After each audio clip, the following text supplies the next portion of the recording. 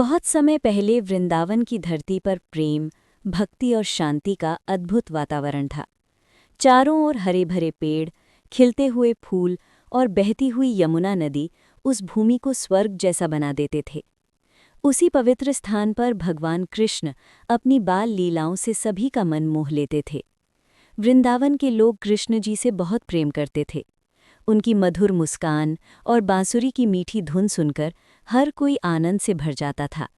जब भी कृष्ण जी अपनी बांसुरी बजाते, ऐसा लगता जैसे प्रकृति भी उस धुन पर झूमने लगती हो। एक दिन सुबह का समय था।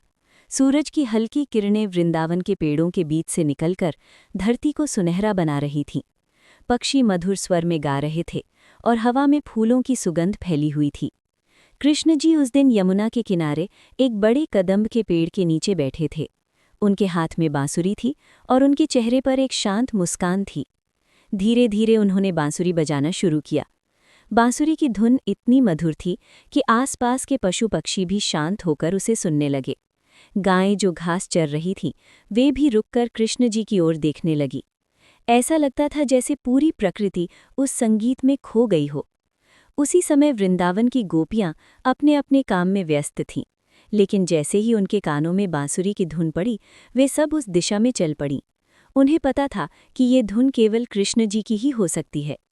थोड़ी ही देर में सभी गोपियां कदम्ब के पेड़ के पास पहुंच गईं। वहां उन्होंने देखा कि कृष्ण जी आंखें बंद करके बांसुरी बजा रहे हैं और उनके चारों ओर गायें और पक्षी शांत खड़े हैं। गोपियां उस दृश्य को देखकर मंत्रमुग्ध हो गईं। तभी उनमें से एक गोपी ने मुस्कुराते हुए कहा, कृष्ण, आपकी बांसुरी में ऐसा क्या जादू है कि इसे सुनते ही सब कुछ रुक जाता है?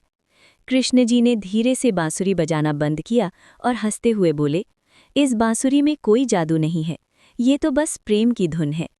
गोपियां ये सुनकर मुस्कुरा उठीं। तभी वहां राधा जी भी आ गईं। उनके चेहरे पर हल्की मुस्कान थी और उनकी आंखों में भक्ति और प्रेम झलक रहा था। कृष्ण जी ने राधा जी को देखा और बोले, राधे, तुम भी आ गईं? राधा जी ने मुस्कुराकर कहा, श्याम, आपकी बांसुरी की आवाज़ इतनी प्यारी होती है कि उसे सुनकर कोई भी यहाँ आने से खुद को रोक नहीं सकता। कृष्ण जी ने हल्के से हंसते हुए कहा, राधे, अगर प्रेम सच्चा हो तो हर धुन मधुर लगती है। वृंदावन के लोग अक्सर कहते थे कि कृष्ण जी केवल बांसुरी नहीं बजाते थे, बल्कि वे लोगों के दिलों को प्रेम और भक्ति से भर देते थे। कुछ देर बाद कृष्ण जी उठे और यमुना के किनारे चलने लगे।